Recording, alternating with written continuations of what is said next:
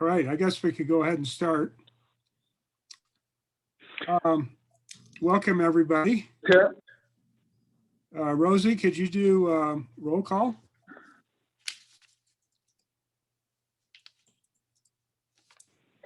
Yes, thank you, Chair. I'll call on you first. Chair McCarthy? Incidentally, I'm calling this meeting to order, just for the record. I am here. We know Patrice Horstman and Geronimo Vasquez are absent today. Austin Aslin, present. Regina Salas, Present. Jesse Thompson, Here. and our alternates are not present. We have Metro Plan staff, Jeff Malbeck Here. and Dave Wessel, Good morning. and myself, Rosie Ware. So we do have a quorum, barely. Just to note to Steve Peru, Mountain Line Board of Directors has moved on, and they have not yet appointed a new rep from Mountain Line, and that should happen within the next month. I've talked to the staff over there, and that's what they're telling me. Okay, Rosie, do we have any public comment today? No, Chair McCarthy, there has been no request for public comment. Okay. I would, unless there's any objection, like to rearrange the agenda a little bit. What I would like to do is do item 1D, approval of minutes, then do the consent agenda, and then do item 3G as in golf next, and then go back to the regular order. But even then, if we do run short of time, Jeff and I have talked about which items are highest priority and which ones could be moved to next month if we run out of time. So let's move right to approval of the minutes. And Rosie, I noted that you sent out an email with a slight change to the April 13 minutes, just the order of the minute of no content changes. Incidentally, is Brandon Kavanaugh online today? He's not with. He is not, Chair Okay. McCarthy is not present. So I make that note, and then I'll make a small suggestion on the March 3rd minutes under where you check off who's there and who's not. Next to Patrice Horstman's name, it says may be late. Correct. So I suggest we take off the words may be late, because that's more like a prediction as opposed to a record of what happened. Chair So McCarthy, I'll make that change. Thank you. do anybody else have any other comments on any of the 3 minutes that we're preparing to evaluate and approve? Hearing none, could I get a motion to approve the regular minutes of March 3rd, the special meeting minutes of March 29, and the special meeting minutes of April 13th? Chairman, I will go ahead and make a motion to approve those 3 minutes. Thank you. As So we have a presented. motion by Jesse. Could we get a second? And second that. Yeah, Austin Oslin is seconded. Any further discussion? So all those in favor, please say aye. Aye. Aye. Aye. Aye. And are there any no votes? Hearing none, so that motion passes unanimously. Let's see, put this over here.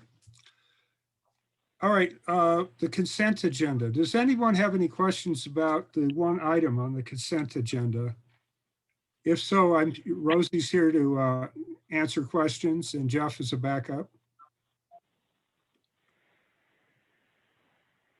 Could I get a motion to approve the consent agenda, please?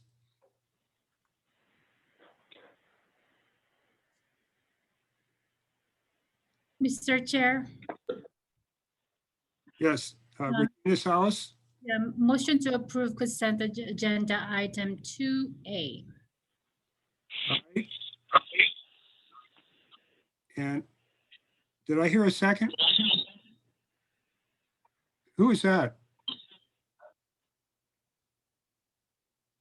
Did I hear something there? Well, I'll second the motion. Any further discussion? Hearing none. All those in favor, please say aye of approving the consent agenda item 2A. Aye. Aye. Aye. And aye. Any no votes? No.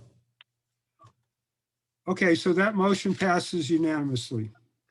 So now what we're going to do is move over to item 3G, which is the executive director contract discussion. And I believe we should move into executive session under an A4 contract negotiation. So let's see, everyone on this call is either Jeff, which should be in the first part of this at least, and Rosie to take minutes. There's no one else on the call, so we could just probably do it right here. Chair Rosie, is that McCarthy, acceptable? Chair McCarthy, there are others present. And Oh, there so are. I would recommend going into a breakout room. Can you arrange that? How do you do that? Chair, do we need to make a motion to go into executive session? All right, we'll do that first. Can I get a motion to move into executive session under I'll go ahead and make a contract negotiation? I'll go ahead and make a motion. I'll go ahead and make a motion, Chairman. All right, so Jesse Thompson moved that we go into E-session. A second, please. I'll second that, Mr. Chair. Regina Salas is seconded. All in favor, please say aye. Aye. Aye. Aye. And I say aye. Any opposed? No. All right, so that motion passes. Let us go into executive session. And Rosie, you're gonna, how do you do this? Chair McCarthy, I have the breakout rooms ready and I'll open them as soon as you say go. On your mark, get set, go.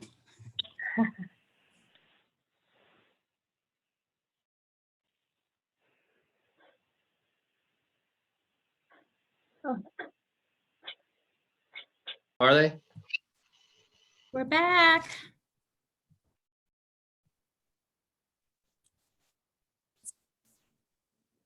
Oh, and so is Jeff. Good.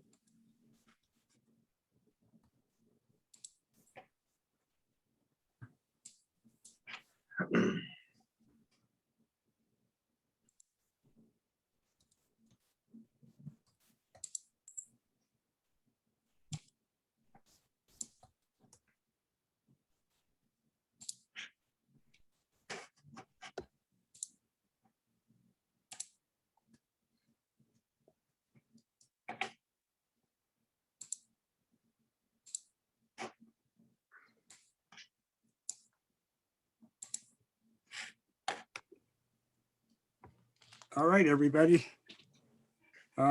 Jesse's back. I think we're all here. So Dan, I guess you're going to be the new rep, but it's not official yet. All right, we're calling this meeting back to order. We came out of executive session. And we did some negotiation. We're going to make some changes to the contract, assuming that I can get a motion, which I'm going to bring up in about 1 second. And Brandon will redraft that contract and hopefully move it forward.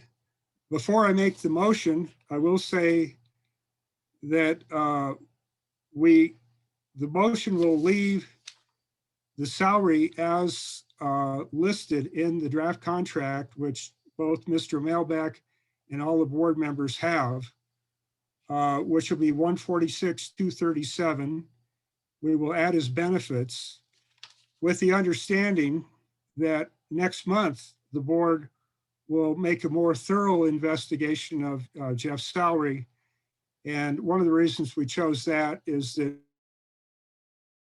next more board members in the meeting with us, and we felt that that was more appropriate. So I'm going to go ahead and make the motion now.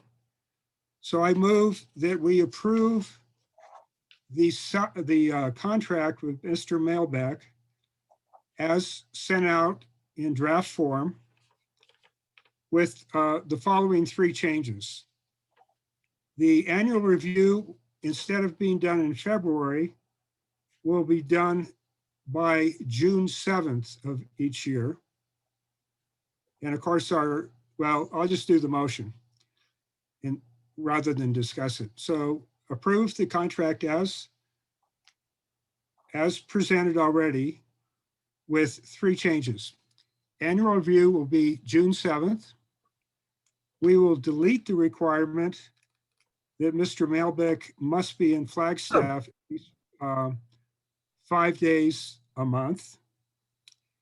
And we will add an item under goals and objectives, which is Exhibit A in the contract, that will ask Mr. Mailback to tally the number of days that he actually does spend in Flagstaff and the number of days that he spends in other cities representing us. For instance, if he made a trip to Washington, DC or whatever. So that's the motion, and then we can have some discussion. Can I get a second on that?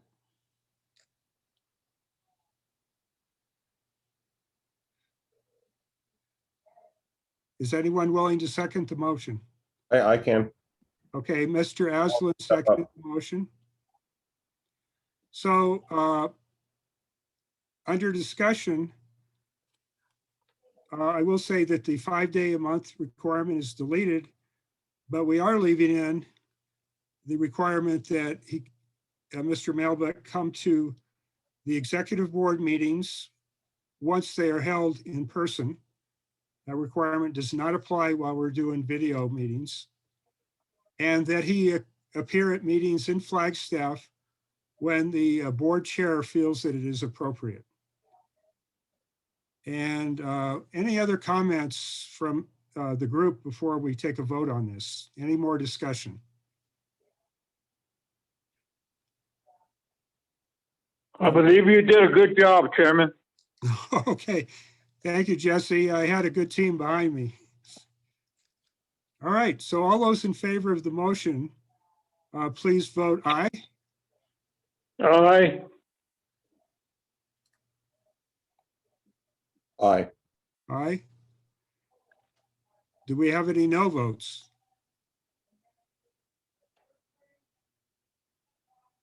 Regina, I'm not sure what your vote is. Could you clarify? Aye, Captain. All right, so, and I'm voting aye. So we have 4 aye votes.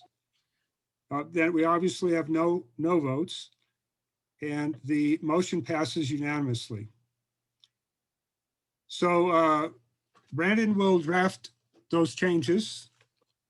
And assuming Mr. Mailback is agreeable, he and I will sign a contract. And then, of course, we will have a discussion next month about salary.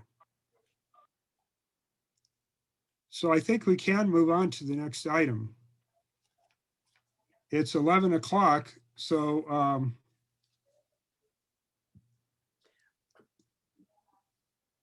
Jeff, Yeah, do you think we can get through all these items in an hour, or should we set priorities? I have your order of priorities. Mr. Chairman, I appreciate the question. And why don't we just start with item 3C, because that is really the only action item that has to happen today, and we can knock that out and then dig deeper into the agenda. Okay, so let's move to item 3C. Pardon me, Uh, Mr. you Chair? take the wheel. Jesse, you had a question. No, this is Brandon Kavanaugh. Pardon me. I just want to try to save you some money. Do you need me any longer, or do you want me to participate, or do you would you like me to quit attending the meeting and move along to something else? Quick, get him out of here. I don't think we need Brandon. How about you, Jeff? Are you okay? Okay, thank you, Brandon. So All right. thank you, Thank you, Brandon. everybody. Have a Get to good work day. drafting that new contract. Don't bill us for these 5 minutes. Thank you, It's only Brandon. 4 minutes. You're welcome, everybody. Thank you. All right, Bye. thank you, Brandon. Appreciate your help. Okay, Mr. Chairman, would you like me to move to item 3C at this time? Absolutely. Thank you. Okay, I am sharing screen. It's page 34 of your packet. And this is asking the board to adopt the fiscal year 22 and fiscal year 23 Unified Planning Work Program, UPWP. And this ties to our strategic work plan because there are a lot of things that we need to do to make sure we're compliant with what our friends at Federal Highway Administration and Federal Transit Administration and Arizona Department of Transportation all require of us. And the UPWP is one of those documents. It's created every 2 years, and it basically says how we're going to spend our funding and meet our responsibilities. So this document it's a 2-year period, which is something that FHWA just recently went to. And beyond it being a requirement, it's important because our ability as an organization to clearly communicate who we are, what we do, really helps us. It helps us build support and attract funding and get things done. So we also want to make sure this document, even though it's really in a specified and required format for the federal and state audience, it needs to be consistent with the other things that guide us. And our strategic work plan that's next or later in this agenda is one of those key documents. This document I'm asking you to approve is consistent with the work plan. And then, of course, we adopt our own annual budget, which we're going to discuss again later in this agenda.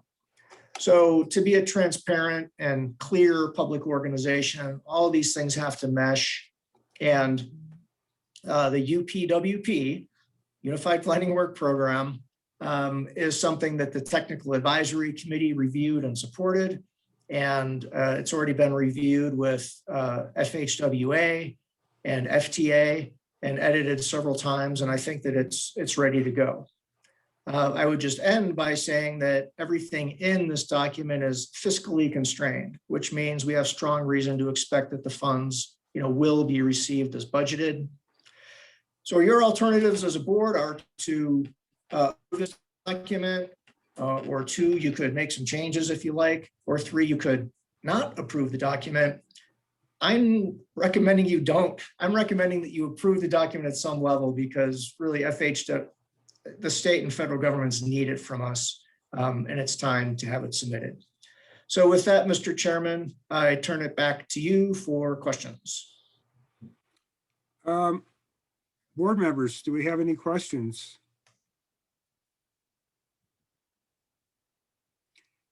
I don't have any questions. Incidentally, I don't have chat on, so if people have a comment, just speak up, please. So could we get a motion to adopt the FY 2022, FY 2023 Unified Planning Work Program?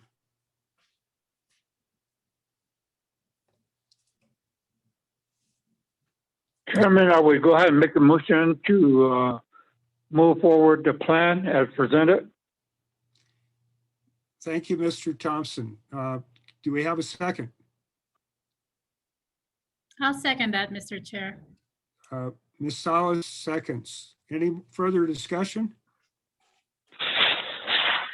All those in favor, please say aye. Aye. Aye. Aye. And Austin motioned yes, so I'm an aye. Do we have any noes? So that motion passes without dissent. unanimously. So, Mr. Mailback, I suggest we go to item B, which is a budget discussion. I think you and Dave were going to talk about this. Certainly. Thank you, Mr. Chairman, members of the board. Budget discussion for fiscal year 22. This is for discussion only. However, the board might provide direction to staff on a budget increment for the coming year.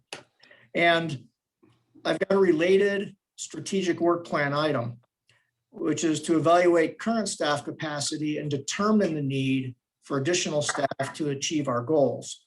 And that evaluation done by October of this year. And I put it's pending because we just had the advance last month where this item came up, and I'm still going to ask you to approve the overall strategic work plan. But given that the budget is due and, just life keeps moving on, Dave and I wanted to open this discussion up for you today so you could at least start to consider it. And essentially, we've been asked to evaluate our current staff capacity and determine if we have need for more staff. And what I want to point out is that historically, MetroPlan has completed its work through a combination of in-house staff and consulting contracts. And the example I have is fiscal year 21. We budgeted $426,000 for staff and $744,000 for projects and consulting. And what we want to do here, and I'm going to turn it over to Dave soon, is lay out the advantages and the disadvantages of which direction we go. The core question really is when existing staff capacity is reached, when we are unable to do anymore, does it make sense to continue contracting out for planning services, or should some of the services be brought in-house? And in my experience, elected officials often have pretty strong opinions about this and want a lot of information about how these decisions are made between contracting out or hiring staff. So we wanted to engage you in that discussion. So with that, Mr. Chairman, I'm going to turn it over to Dave Wessel and invite him to share his screen of a PowerPoint presentation. Dave? Thank you, Jeff. Get to sharing my screen here. And can everybody see this PowerPoint presentation? We can. Excellent. So as Jeff said, we've been discussing based on, the outcomes of the advance, how do we pursue our strategic work program and really fulfill the vision and mission, that finest transportation system, leveraging cooperation. And is that best achieved in-house, or is that best achieved with consultancy or some kind of combination? And we're looking at the types of work that we're doing and asked to do, and started talking about, does a transportation plan really fit into the sphere of our work? And the comparison that's come up is, if you're running a CPA firm and you have bookkeeping to do and audits to do, and audits are your money-making thing, is it best for the CPA to be doing bookkeeping, or should you hire a bookkeeper to take care of that and really optimize the value of each position? So we have discussed this and looked at an in-house planner position and what that does or doesn't do for us. And some of the advantages really are that we can be more responsive. We have something close to home. We can be nimble to address emerging situations. A good example of this is you're all aware of the hospital and their proposal to move. Well, that has big impacts on regional land use and regional transportation. And MetroPlan really needs to be there at that table and in those discussions. But with a small staff, you kind of set other things down to pick those up, and we really don't have control over those kind of schedules. Again, being in-house, there's real investment in community, and there's more opportunity to build relationships. You're able to be in more places and invest more time with your peers and your partners. There's some real accountability that goes on with that. You are the ones doing the work. You are the ones presenting the work. You're the ones who know the work. And And so people can hold you accountable for that. And if you are accountable, you do a good job, you build that regional credibility, which I really think helps with our presence and to do our work and to stand up with our partners and do what's being asked and needed. There's also capacity that then we grow as a staff as we delve into more projects and are able to handle more. And in that capacity, the CPA and the bookkeeper, it optimizes time for other staff. Where are we using our strengths the best? On the flip side of that, when you're doing things in-house, you're always going to run into new things. And so there is a learning curve and training needs. There can also be a perception issue. Some people are really bent on consultants as being the experts. Those are the people who know, those are the people we want to go to, and see locals perhaps as less than experts. So, how do we want to be perceived? And how are we perceived? How do we feel about those things? And then another disadvantage is if we're putting money into staffing, it may take time to build up funds for a large consultancy project, one that we know is coming. And so it might just take a little bit longer to get to the ability to pay for that as we roll forward funds. So then as we look at pros and cons, there's the kind of the flip side of the coin and the advantages of doing a consultancy. As we mentioned, that perception. They can be seen as real experts. They also bring an perspective that can be fresh and helpful. They've worked in other communities. They see what's working in other places where in-house, you're going to maybe study those places, but you won't have that real hands-on experience. And then the last advantage here is adaptability. They can be the expert you need when you need it. There could be something very particular that you need. And so you would go out and get that. On the disadvantage of consultancy, they're not always as responsive. There's a procurement delay. Their availability fluctuates. I've joked, but I kind of mean this sincerely. As long as you have eye contact with the consultant and they say, you're our most important client, that's true. But as soon as that eye contact breaks, it's questionable.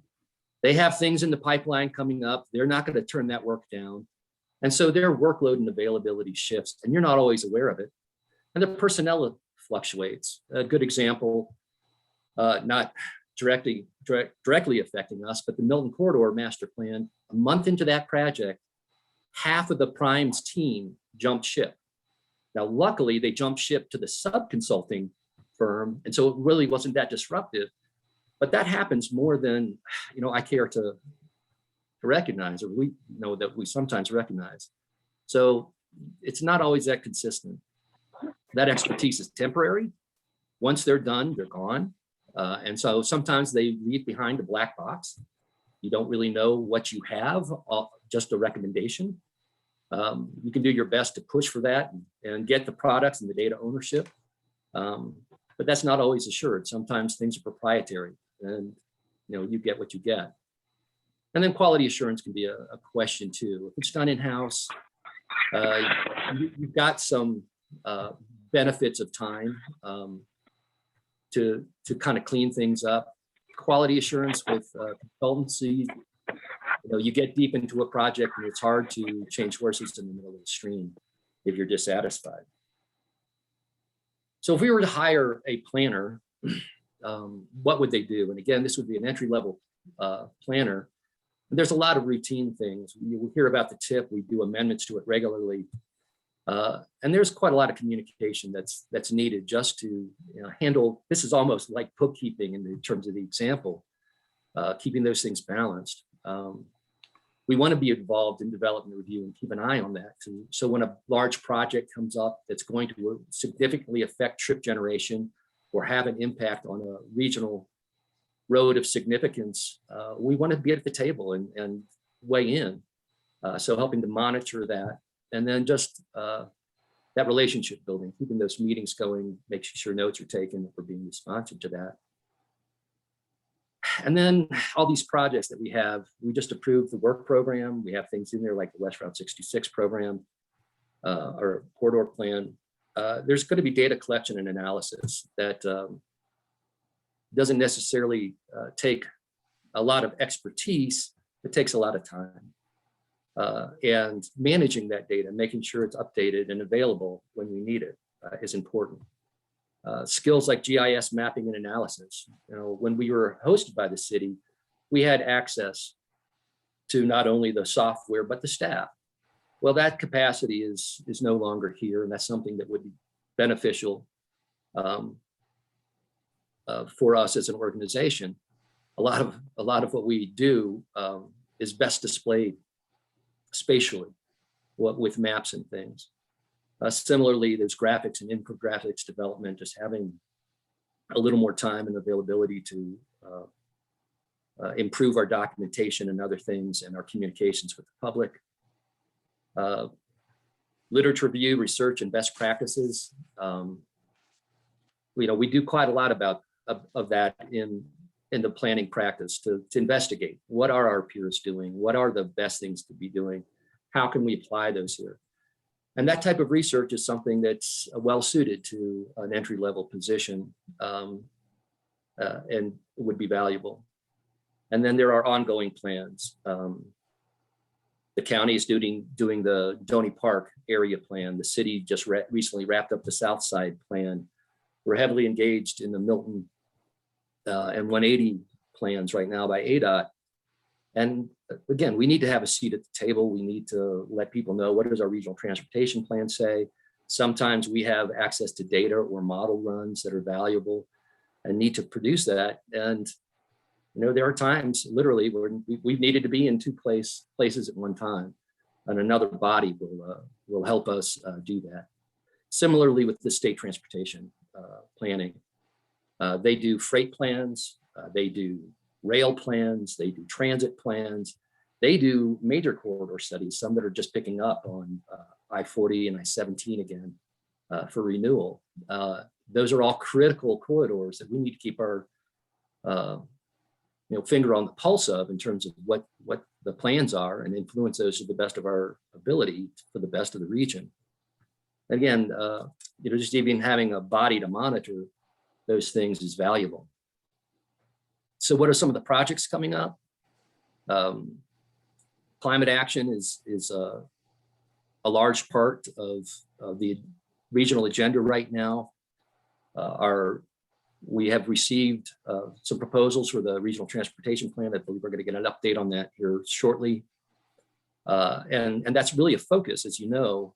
And so as we move forward and beyond that RTP, things like reduction strategies for vehicle miles of travel, these type of programs take time and attention and nurturing to get them up and running. Something a consultant really isn't around to do. Mobile applications we've discussed under the ITS strategy. Again, shopping for those, if you will, working to get them tailored. If this is something that we recommend, that's a type of project.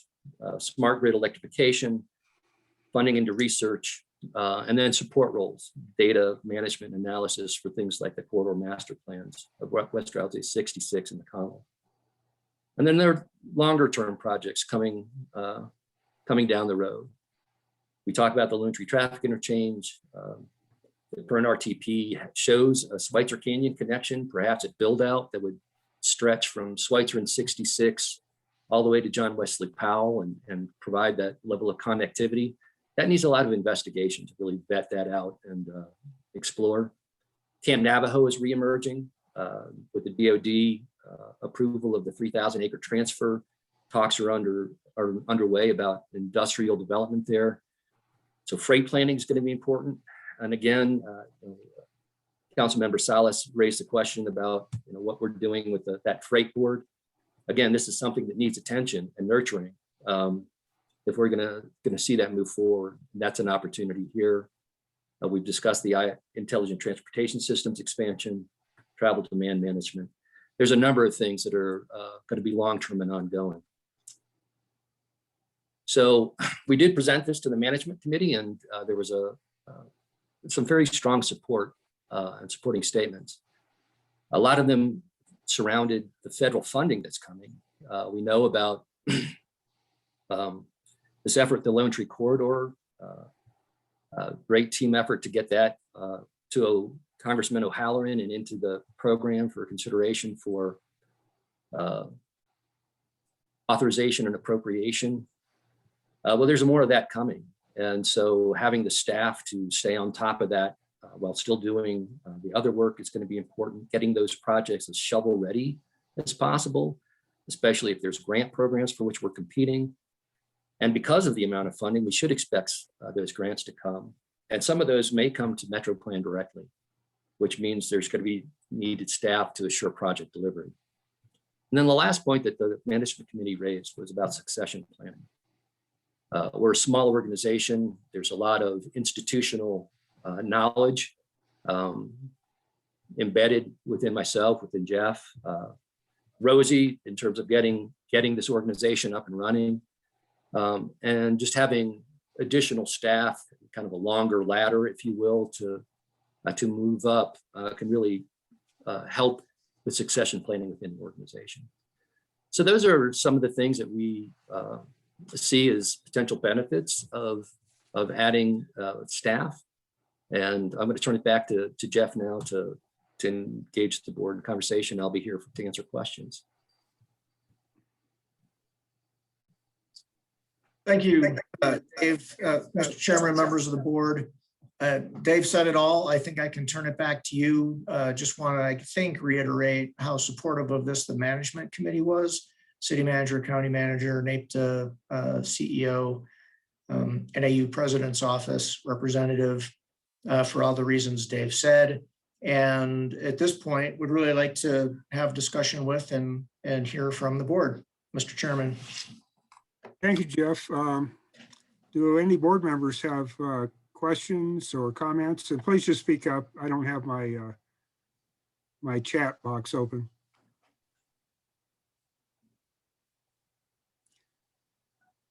I'll make a couple comments while people are gathering their thoughts. I think institutional memory and succession plan are probably two really important reasons that we should do this. I guess another thought is that are we coordinating this with, you know, the county and the city, et cetera, to kind of like see what makes sense. I know the city is going to be hiring another planner. I don't know if that has any impact on FMPO or not, but I'm just, you know, as a question. Those are my thoughts. Dave, if you have any comments, go ahead.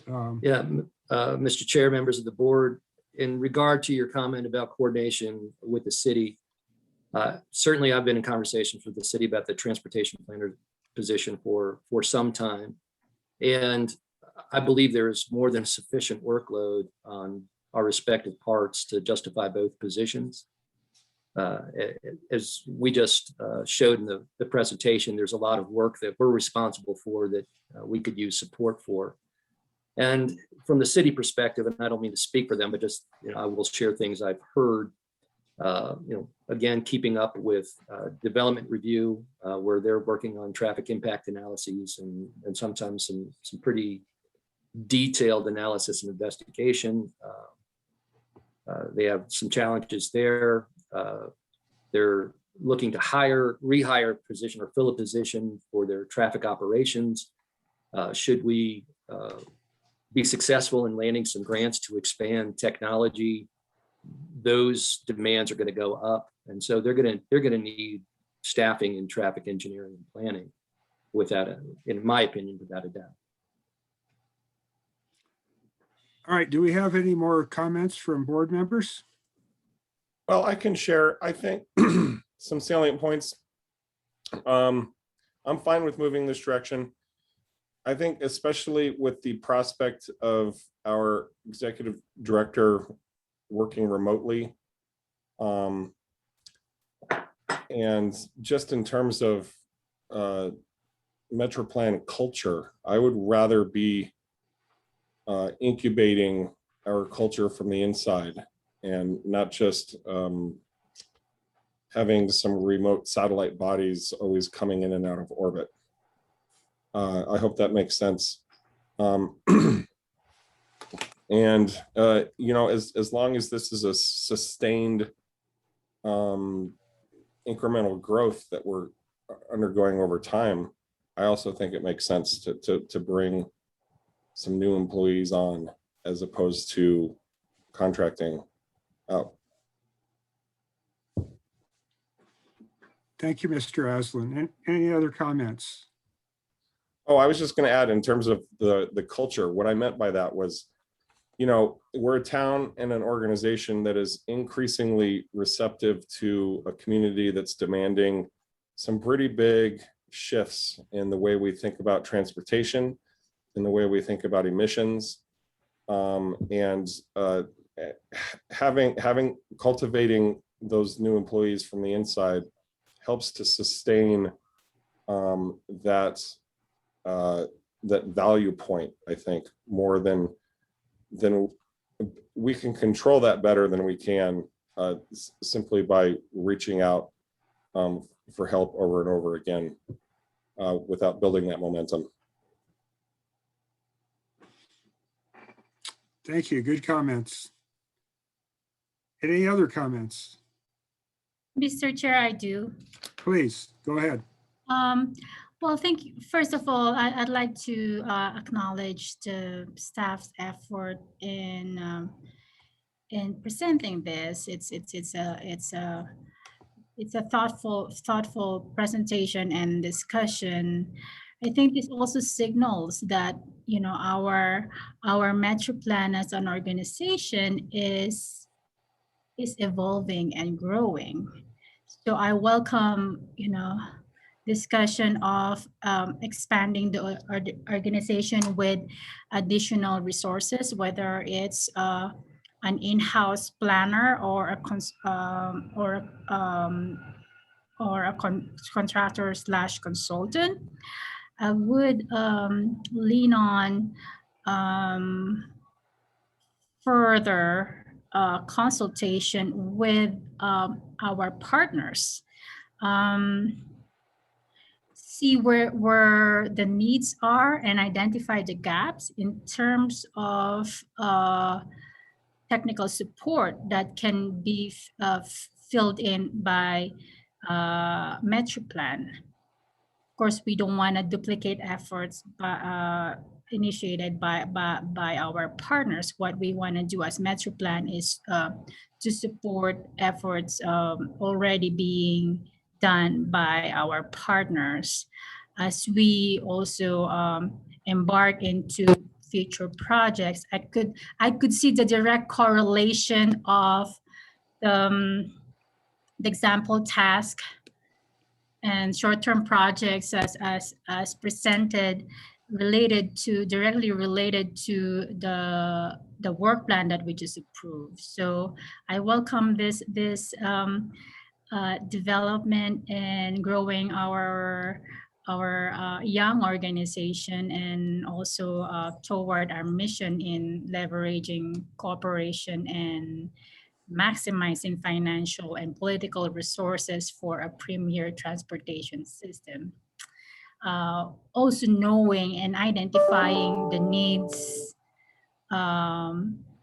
of our partner agencies and fill in the gaps and fill in those needs. Thank you.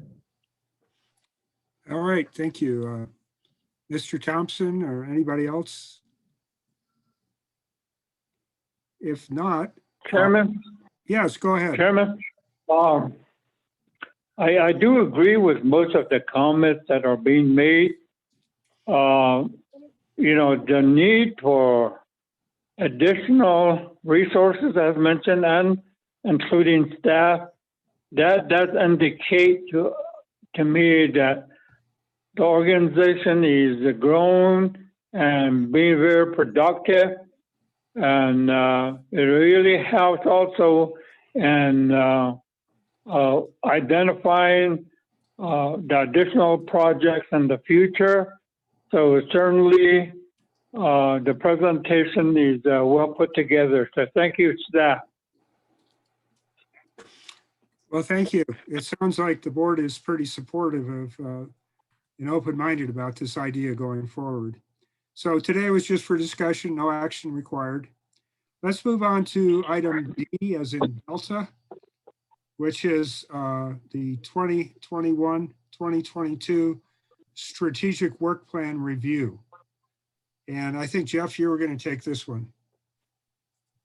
I am.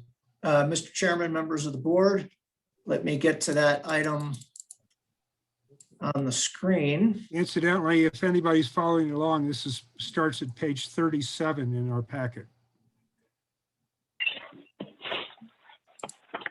Yes. So page 37 in our packet, and hopefully you can all see it up on the screen.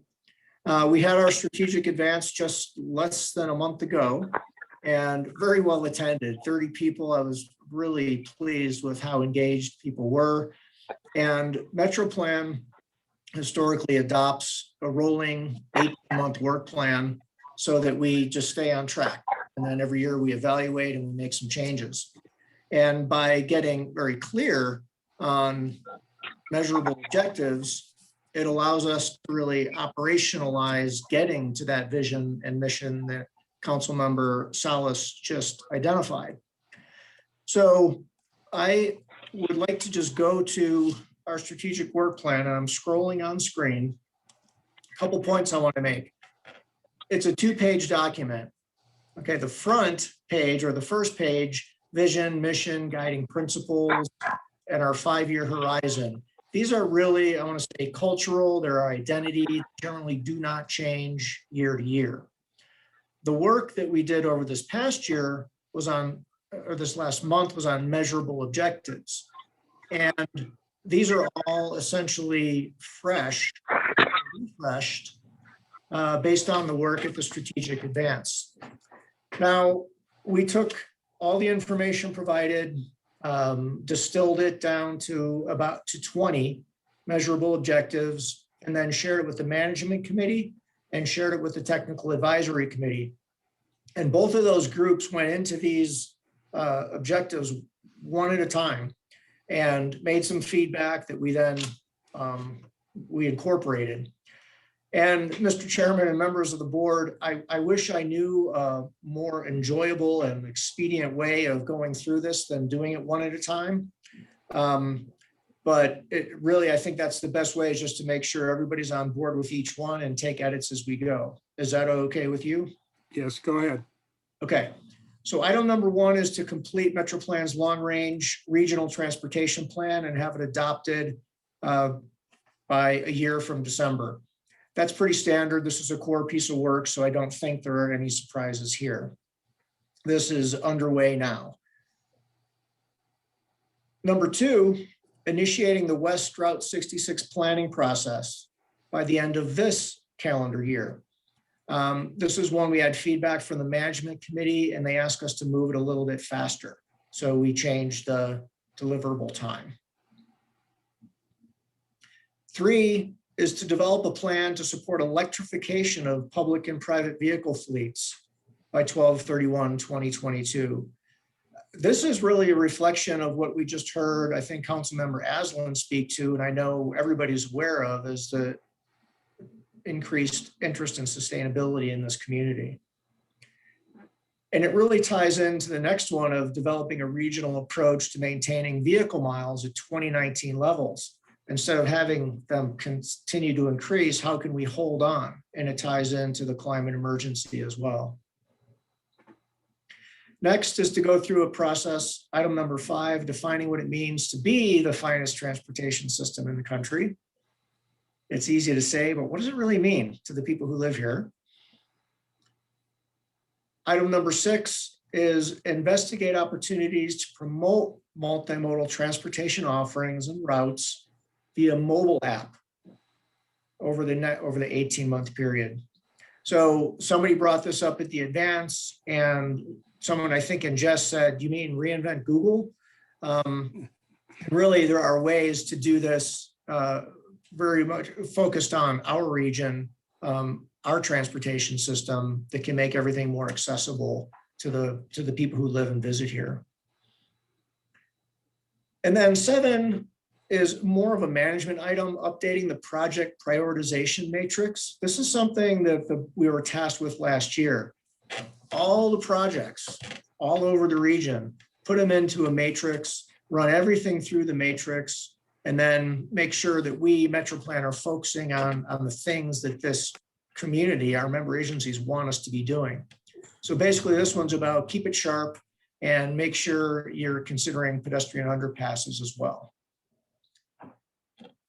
So I grouped for the first time the objectives by technical, relational, and then financial and funding. So those are all the technical ones. And before I move on, Mr. Chairman, I'd like to see if there's questions or comments on this section. Right. Does anyone have any questions on this? Okay. I think you could move on. All right. The next one is relational. And, how we as MetroPlan relate to, provide leadership for, facilitate, our partners with all of our member agencies is really important. And MPOs are interesting organizations. We are kind of a collaboration of governments. I've said somewhat in jest, but it's really kind of true. We are a bureaucracy that serves bureaucracies. And in order to do that well, we need to stay sharp and we need to make sure we're connected with people in the way they want us to be.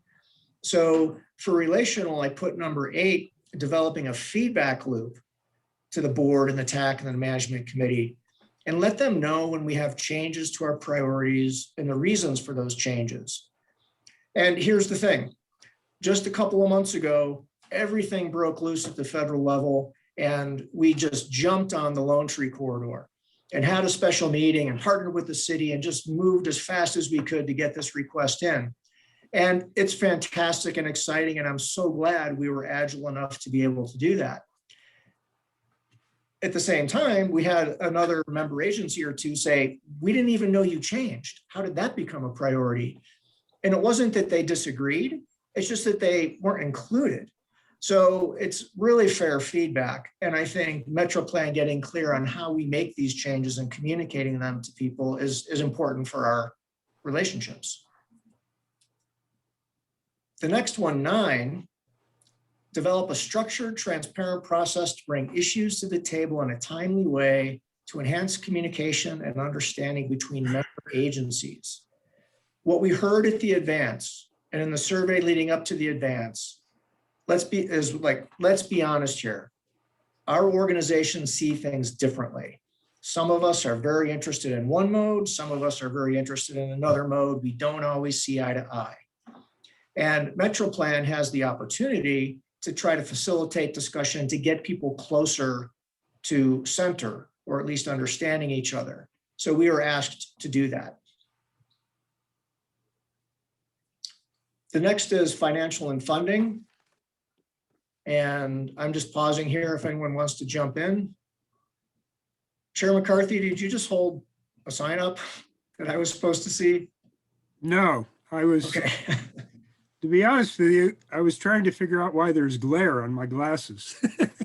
Okay, just checking. Thank you. No, All right, financial and funding. Item number 10, continue the mini grant program and award a project with multi-agency benefit.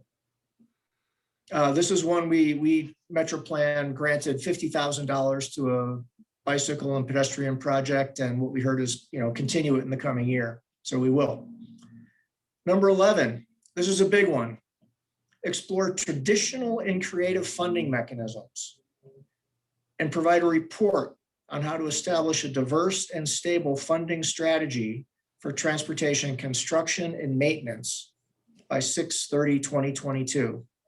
So yeah, that's a mouthful, but the whole idea here is we as MetroPlan look at all of the funding in the region and all the different ways you might be able to gather funding and make sure we've got enough of it and really report on what's our status regionally as an organization for our transportation infrastructure. 12, educate state leadership about the value of indexing the gas tax for inflation with the goal of the state taking action next session. 13, identify and scope projects for federal and state earmarks. So as you know, they are back, so Metro Plan can be involved in pursuing earmarks. 14 is a bit of a catch-all. Secure $2 million in additional resources, including signal technology by 12/31/2022. This number's up a bit. We were looking for 750,000 a year. We just increased it to 2 million.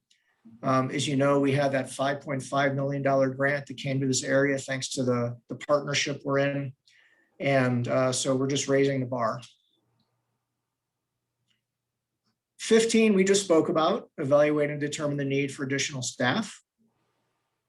16, this is a big one. Explore how Metro Plan can best support the Milton Railroad Underpass. Very complicated project through design, funding, environmental work, or other approaches by the end of this year. And it's really how we, Metro Plan, can support the city and the county and BNSF and NAU and everybody in some way to get this project done. And frankly, I don't yet know what that support will look like, but this objective is to figure that out and do it. 17, this is really a continuation. Participate in, review, take formal action in support of or recommending adjustments to ADOT's Milton Highway 180 plan. And as 3 of our council members know, this is something we're looking to continue discussions with ADOT on. They did a presentation for us a month ago. 2 months ago now. All right, 18, support member agency broadband efforts. Broadband is just so important to this community. So we want to write letters of support. And when we write grants, we want to include broadband funding in our grant requests and our planning documents. And then 19, participate in city-led outreach and design efforts for the Lone Tree Corridor and the Lone Tree Railroad Overpass. Very important projects to the region that the city of Flagstaff is carrying the weight on. And then finally, consider pursuing an additional $300,000 for the Lone Tree traffic interchange by 12/31/2022. So that's a mouthful, and I conclude my report. Mr. Chairman, I'll turn it back to you. Thank you, Jeff. Do the board members have any questions or comments? So I think we're looking for a motion to adopt the strategic working plan through December 2022. Is anybody willing to make that motion?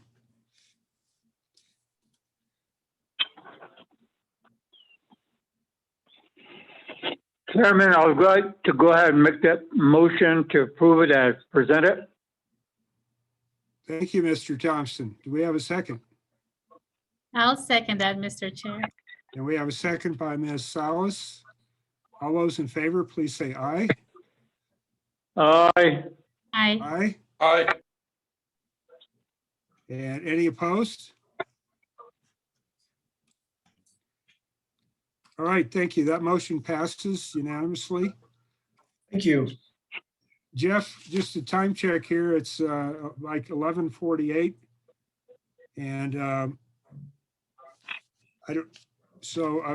in the order of priority, the next one you gave me, and I apologize for skipping around, but I was afraid if we didn't get all these done, we needed to set priorities. The next priority is item 3A, which is financial report through March 31st. And Jeff, you're going to do this one too. Yeah, thank you, Mr. Chairman, members of the board. And I do appreciate your flexibility and jumping around and the prioritizing of these items. The financial report through March 31, I think, can be a pretty quick item because we provide an update quarterly, sometimes more often, just to let you know how our budget is tracking to what we projected it to be. So I'm just going to hit the highlights here and let you know that salary and benefits, we're pretty much right on track. We're going to be underspent by maybe 4% this year. And in operations, we're going to be a little bit overspent. So instead of 64,000, looking at 70,000. And the main reason for the overages are payroll processing fees, telephone, internet service were just higher than I thought they would be.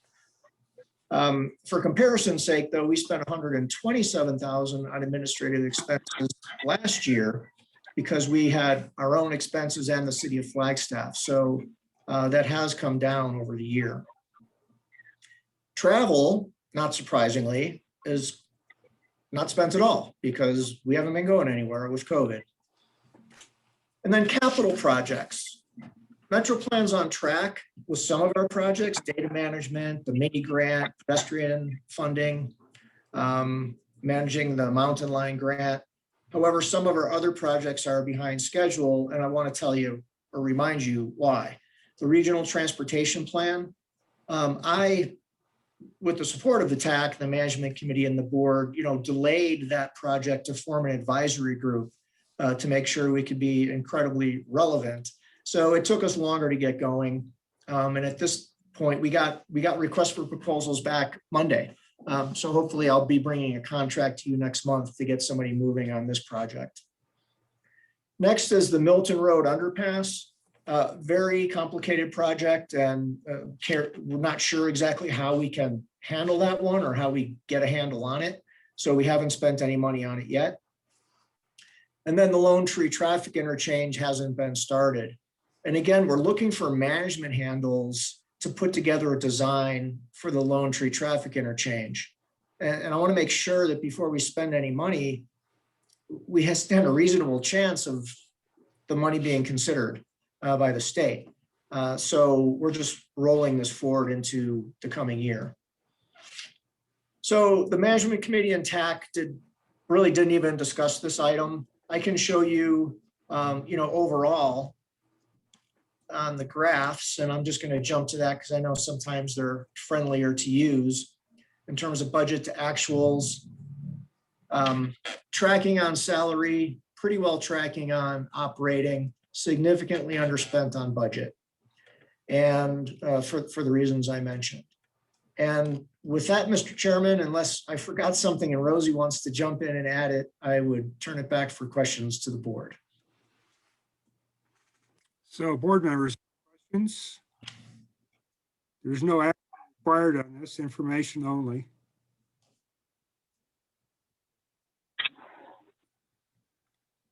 I'm not hearing anything, so let's move on to item E as in echo, regional, the RTP, Regional Transportation Plan, an update of what's going on that. Jeff? Thank you, Mr. Chairman, members of the board. This is page 41 of your packet. And again, I'm going to put it up on screen. This is one of our biggest projects to get this regional transportation plan going. And just to hit the highlights again, scenario one, we're looking at sending current land use planning forward. So Jeff, I'm going to interrupt. Somebody's got their mic on and shuffling papers, so we're hearing a lot of noise. So if you guys could go on mute when you're not talking. Thank you. Jeff, go ahead. Okay, thank you. So we would project our current land use forward, and that's the first scenario. And that in and of itself is a lot of work about what this community will look like. The next scenario gets, I would say, more creative in a lot of ways and is a little more innovative because we're looking at the enhanced sustainability scenario, and we're looking for a consultant who can come in and say, if you wanted to meet really aggressive and significant sustainability goals, what would you have to do with the transportation system? So we want to start to create a map for that so the community at least has a starting point if they want to move in that direction. So we went out to bid the proposals. We got 3 proposals. They came back Monday. And again, I'm hoping to bring a contract to you for your consideration and hopeful approval in June. And I know that's quick, Mr. Chairman, but I'll turn it back to you in the interest of time. So a quick question, is the consultant going to evaluate both scenarios 1 and 2? Yes, Mr. Chairman, most definitely, yes. We want a consultant who can do both of these things. Okay. Any other questions from the board? At this rate, we're going to finish the agenda. I'm impressed. Okay, so let's move on to F, which is Transportation Improvement Plan, TIP, updates there too. So I believe Dave Wessel is going to do this one. And this one is page 44 in the packet. Yes, Yes. this is for Dave. Thank you, Mr. Chair, members of the board, Dave Wessel. Just very briefly, we typically do the tip every year. We update the tip. We go out for a call for projects, do public comment period. That's not required. We're only required to do this every 4 years, actually. And because we just underwent a major set of amendments earlier this year, we really don't see the need to do a major update. And so because it is out of keeping with our normal practice, we're looking for board approval for deferring major update to the tip until, I'm sorry, I don't know what's going on with my screen, but Zoom keeps cutting out. To defer it to the 23-27 for the next major update. So we're just looking for action for that deferral from the board. Okay. So the recommendation is that we postpone adoption of a new TIP until 2023. So when would we actually adopt it if it's for 2023? It would be next year. Okay. In the meantime, we can still handle activities through amendments as needed, but we'll go Okay. through the more complete public process next year, starting in January and then adoption in May or And June. that's well within what our requirements are. Yes, it is. So do we have any questions or comments? So I guess I would move to expedite this, that we postpone adoption of a new TIP until next year, and that would be for 2023, 2027. Can I get a second? Okay. Mr. Thompson is a second. Any discussion? All those in favor, please say aye. Aye. Aye.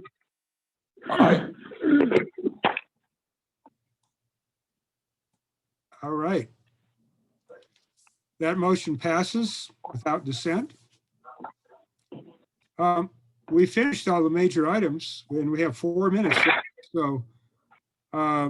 Melvick, do you have any closing comments for us or?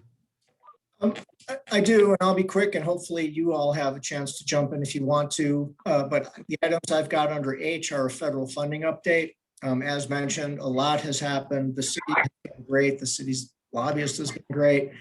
And the $8 million request for Lone Tree Corridor has passed a significant hurdle.